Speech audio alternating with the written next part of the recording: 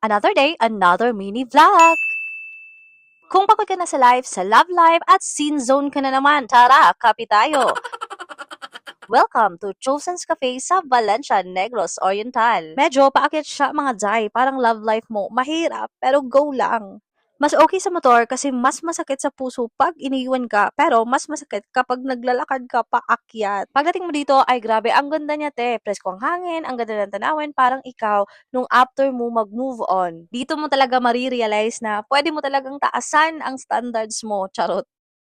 Meron sila ditong coffee and snacks. Pero simple lang ang kape nila dito ha, hindi sosyal. Pero tulad ng tunay na pagmamahal, simple pero totoo. So mga Jai, kung hindi ka man pinili, at least ikaw ang chosen dito sa Chosen's Cafe. Shoutout nga pala sa aking model na hindi rin pinili. Mary Sunshine Rose Tomayo para sa mga magandang videos. Minsan, hindi ka talaga pinili ng tao, pero pinili ka ng katahimikan, pinili ka ng sarili mo. Kung may mga hindi nagstay sa'yo, okay lang yan. May mga lugar talagang darating sa buhay mo para ipaalala na hindi ka mahirap mahalin. Nasa maling tao ka lang. Dito sa Chosen's Cafe, hindi ka na tinatanong kung sapat ka. Kasi sapat ka. Chosen ka always.